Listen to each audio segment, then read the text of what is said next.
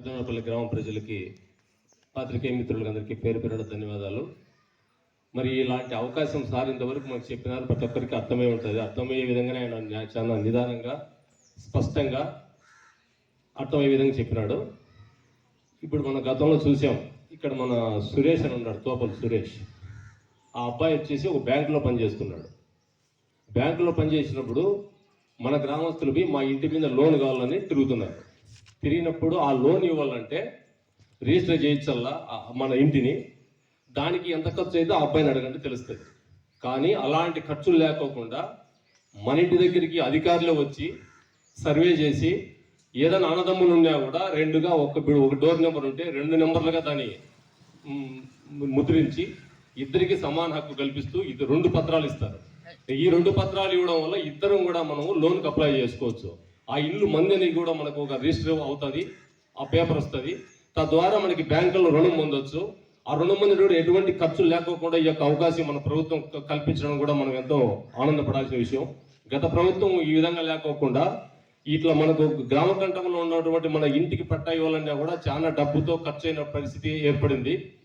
అదంతా ఇబ్బంది కాకుండా గ్రామీణ ప్రాంతాల్లో ఇబ్బంది కలుపుకోకుండా పేదలకు అన్ని సౌకర్యాలు కల్పించాలనే ఒక మంచి ఉద్దేశంలో ఒక భాగంగా మన ఇంటిని మన పేరుతో పట్టా ఇప్పించడం, ఆ పట్టాకి మనకు లోన్లు ఇప్పించడం, తదుపరి మన యొక్క ఆర్థిక పరిస్థితులు మెరుగుపరచుకోవడానికి కూడా ఈ యొక్క పథకం ఎంతగానో ఉపయోగపడుతుంది. అలాగే సార్ చెప్పినట్టుగా మీరు వాళ్ళ సర్వేకి వచ్చినప్పుడు 7 మంది 56 మంది ఉంటారు, కానీ మన ఊర్లో 300 కుటుంబాలు ఉంటాయి. అలాగే పల్లెలు ఉన్నారు, అందరూ ఉన్నారు. అందరికి ఒకరికొకరు మీరు కూడా చెప్పుకొని ఈ యొక్క అవకాశాన్ని వాళ్ళకు కూడా షేర్ చేసి ప్రతి ఒక్కరు కూడా పట్టా పొందాలి.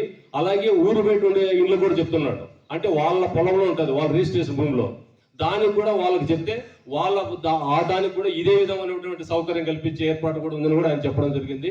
కాబట్టి ఈ యొక్క అవకాశంతో పాటు మనం చూస్తూనే ఉన్నాం, కూటమి ప్రభుత్వం మన చంద్రబాబు నాయుడు గారి ప్రభుత్వం ఏర్పడిన నుంచి కూడా పెన్షన్ అయితేనేమి, అన్నదాత సుఖీభం అయితేనేమి, తర్వాత తల్లికి వందనం అయితేనేమి, ఈ 3 పథకాలు కూడా ప్రతి గ్రామంలో కూడా అందుతున్నాయి.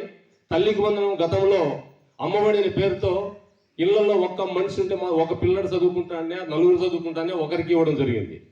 కానీ తల్లికి వందనం పేరుతో మన కూటమి ప్రభుత్వం, చంద్రన్న ప్రభుత్వం 2, 3, 5 మంది ఉన్నా కూడా అందరికి కూడా డబ్బు వచ్చిన విషయం అందరికి గమనించాం. అదొకటి. తర్వాత రైతులకి గతంలో 14,000 రూపాయలు మాత్రం వచ్చేది, ఇప్పుడు 21,000 వస్తుంది. ఆల్రెడీగా 2 మాటలు వేస్తారు, ఇంకోసారి మళ్ళీ వస్తుంది. కాబట్టి ఇట్లా కూడా 5,000 రూపాయలు ఎక్స్ట్రా వస్తుంది గవర్నమెంట్ నుంచి. అలాగే పెన్షన్ మనం దృష్టిలో పెట్టుకుంటే గతంలో వైఎస్ జగన్మోహన్ రెడ్డి గారు సీఎం అయినప్పుడు 2,000 రూపాయలు పెన్షన్ ఉండేది. అది గతంలో కూడా మన చంద్రబాబు నాయుడు గారు 2,000 చేసినారు.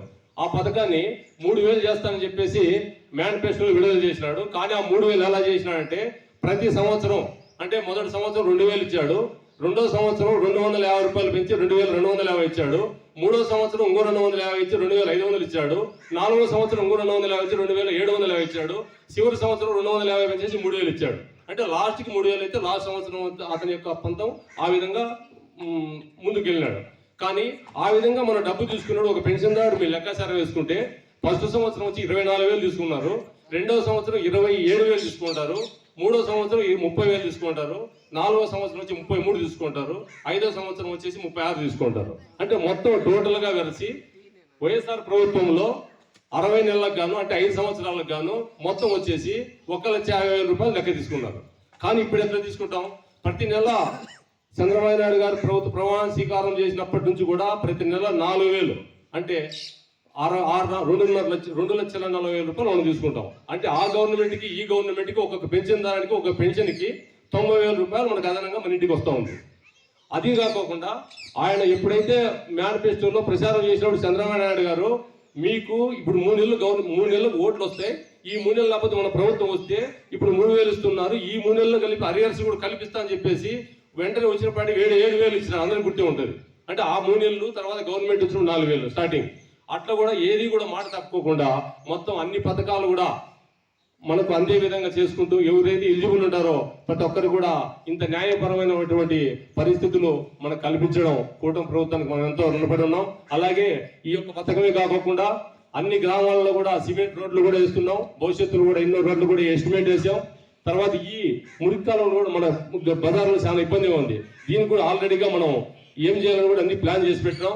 ఎక్కడే కానీ నీటి బిందువు లేకోకుండా ప్రతి మారుమూల గ్రామంలో కూడా మనం నీట్ గా శుభ్రంగా ఉండే విధంగా మనకు ముందుకు తీసుకెళ్ళడానికి కూడా అన్ని రకాల కూడా మన గౌరవ కందికుంట వెంకటప్రసాద్ అన్న గారి దృష్టికి తీసుకెళ్ళినాం. అలాగే ఇప్పట్లో కూడా మనము ప్రతి గ్రామంలో కూడా బూత్ కమిటీ మీటింగ్లు పెడుతున్నాం. ఆ బూత్ కమిటీ మీటింగ్లలో కూడా ఆయా బూతులకు సంబంధించి ఏదైతే సమస్యలు ఉన్నాయో వాటర్ సమస్య కావచ్చు, లేదా కరెంట్ సమస్య కావచ్చు, రోడ్ల సమస్య కావచ్చు, ఏ సమస్య ఉన్నా కూడా ఆ బూత్ కమిటీ దృష్టికి మన కార్యకర్తల దృష్టికి తీసుకెళ్తే గౌరవ శాసనసభ్యులు అన్ని కూడా మనకి ఫలితాన్ని ఇచ్చే విధంగా మనకి ఏ ఇబ్బంది లేకోకుండా ముందుకు తీసుకెళ్ళడానికి కూడా అందరూ కూడా ప్రయత్నం చేస్తున్నాం. కాబట్టి ప్రతి ఒక్కరూ కూడా ఇంత సదుపాయం కల్పించేటువంటి కూటమి ప్రభుత్వానికి, తర్వాత గౌరవ మన ఎమ్మెల్యే గారికి కందికుంట వెంకటప్రసాద్ గారికి ధన్యవాదాలు తెలుపుకుంటూ ఈ అవకాశం ఇచ్చిన పెద్దలందరూ కూడా పేరు ధన్యవాదాలు తెలుసుకుంటున్నాం.